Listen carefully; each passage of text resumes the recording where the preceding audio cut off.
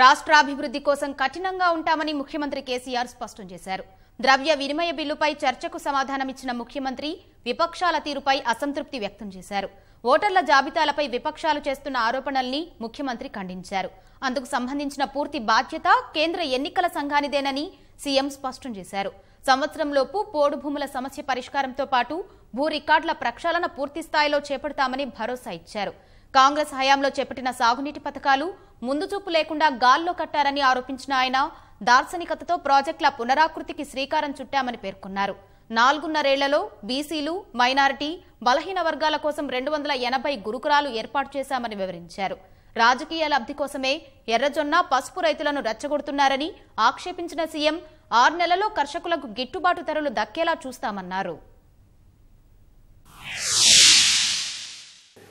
చాలా ఆశపడ్డాం అధ్యక్ష, ఏదైనా కొంత క్వాలిటీ సలహా వస్తుందని. కానీ అదే 5 ఏళ్ల పాత దందా తప్ప కనీసం ఒక్కటంటే ఒకటి నిర్మాణాత్మకమైన సూచన గాని సలహా గాని ఏ ఒక్క ఫ్రంట్ లో లేదు అధ్యక్ష.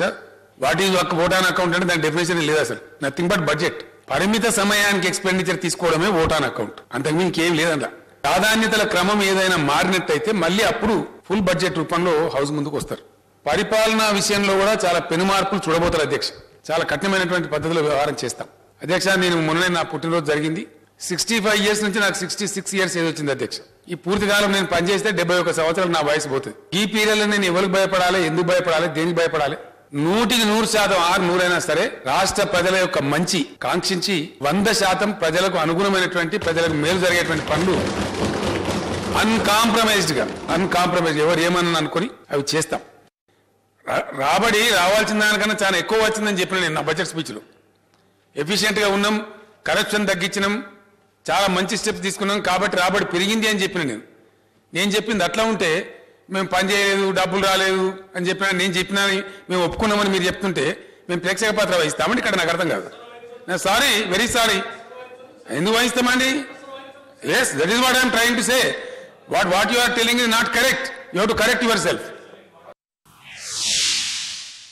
సర్పంచ్ ఎలక్షన్ కానీ ఎమ్మెల్యే ఎలక్షన్ ఇది పెద్ద కథ కూర్చున్నది. ఎవరు బాధ్యులు అధ్యక్ష దీనికి? నేను అడిగిన అయ్యా, కేంద్ర ఎన్నికల సంఘం అధికారులు ఐఏఎస్ అధికారులే, రాష్ట్ర ఎలక్షన్ చీఫ్ ఉండేది ఐఏఎస్ అధికారే, డిస్ట్రిక్ట్ ఎలక్షన్ ఆఫీసర్ కూడా ఐఏఎస్ అధికారే. ఆ నుంచి ఇందాక మీరే ఉన్నారు కదా, గీత ఎందుకు జరుగుతుంది? ఆడ మాకు ఇంటర్ఫీరెన్స్ లేదు అసలు. Why things are going wrong? You are the chief election commissioner, you are the state chief election officer and you are the district election officer. Why these things are happening? జవాబు లేదు అధ్యక్ష. భూ రికార్డుల ప్రక్షాళన విషయంలో కూడా ఏది ఏ రకమైన పరిస్థితులు వచ్చినా 100% వాటిని చేసి తీరుతాం. Within the span of 1 year పూర్తి స్థాయిలో ఇప్పటి నుంచి 1 year లోపు ఈ రాష్ట్రంలో మళ్ళా భూ రికార్డుల గురించినటువంటి గొడవ లేకుండా చేస్తాం అధ్యక్ష. మనకి అంతవరకు మనం పని చేయలేము అధ్యక్ష. అతి సరళీకృతమైన పహాని కేవలం 2-3 కాలమ్స్ తెచ్చినామో ఇంకింత సరళీకృతంగా పెట్టి రిజిస్ట్రేషన్ ఆఫీసులో కానీ రెవెన్యూ కార్యాలయాల్లో కానీ ఒక్క పైసా, రూపాయి కాదు అధ్యక్ష, పైసా కూడా ఎవరు డబ్బు ఇచ్చే అవసరం లేకుండా, ఆ లంచాల బెడద లేకుండా కేవలం వెబ్సైట్ ద్వారా పని జరిగేటువంటి విధానాన్ని తేవాలని చాలా తీవ్రంగా సంకల్పించినాం. చాలా వరకు పని జరిగింది కాబట్టి చేస్తాం.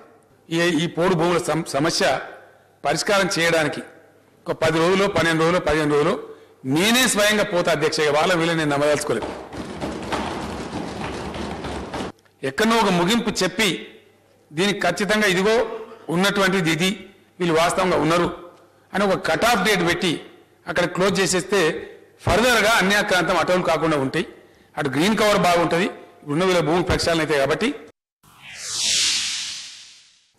ఏమన్నా వీళ్ళు ఇయ్య కాగితం నిరుద్యోగులు కొద్దిగా అసంతృప్తి అయితే పార్లమెంట్లో మాకేమైనా 10 ఓట్లు వస్తామని అనుకున్న వాళ్ళు మేము మీకు అవకాశం ఇవ్వమండి. You are intelligent but we are equally intelligent, we are more intelligent than you. For example 18 years నుంచి 35 years మధ్య నిరుద్యోగి అన్నాం అనుకో. వన్ హూ అటైన్స్ 36, ఆయన ఒకవేళ ఇప్పుడు 34 ఉన్నాడు లేదా 35 ఉన్నాడు, ఈ సంవత్సరం ఇవ్వాలి. నెక్స్ట్ ఇయర్కి మారుతాడు అనుకోండి, 36కు బంద్ చేయాలి. అంటే లెక్క పకడ్బందీగా తయారు కావాల్సి వస్తుంది. లేకపోతే ఫండ్స్ మిస్అప్రాప్రియేట్ అయ్యే ఆస్కారం ఉంటుంది. పబ్లిక్ ఫండ్ అట్లా మిస్అప్రాప్రియేట్ కావద్దు కాబట్టి దానికి టైం పడుతుందండి. మేము అట్లా అబద్ధాలు చెప్పదలుచుకోలేదు. మినిమం 4-5 months పడుతుందని చెప్పి ఎన్నికల్లో నేను చెప్పినాను. డెఫినెట్ దీని తర్వాత రాబోయే 4-5 నెలల్లో దీనంతా ఒక పకడ్బందీ చేసి ఆ తర్వాత అమల్లోకి తెస్తాం. మన పక్క రాష్ట్రం చేసినట్టు 4 ఏళ్ళు సపరేట్ ఉండి చివరి నిమిషంలో ఇంప్లిమెంట్ చేసే ప్రయత్నాలు చేస్తా ఉన్నారు. మేము అట్లా చెయ్యం. Ambedkar Sujala Sravanthi project చెవులలో total storage capacity వీళ్ళు ప్రతిపాదించింది 14 టీఎంసీ. అంటే నీళ్లు పడాలి, పొలంలో వాడాలి. మల్టీ స్టేజ్ లిఫ్ట్ మధ్యలో ఒక్క పంప్ ఆగిపోయినా మొత్తం ప్రాజెక్ట్ కుప్ప. మీరు పట్టించుకోలే ఆ రోజు. నేను బయట ఉన్న అధ్యక్ష, నేను ప్రొసీడింగ్స్ వాచ్ చేస్తా ఉన్నా. వీళ్ళని ప్రిపేర్ చేసి పంపించి మీరు కొట్లాడండి అని చెప్తే ఇక్కడ వీళ్ళు పేగులు లేదా కొట్లాడినా మీరు పట్టించుకోలే.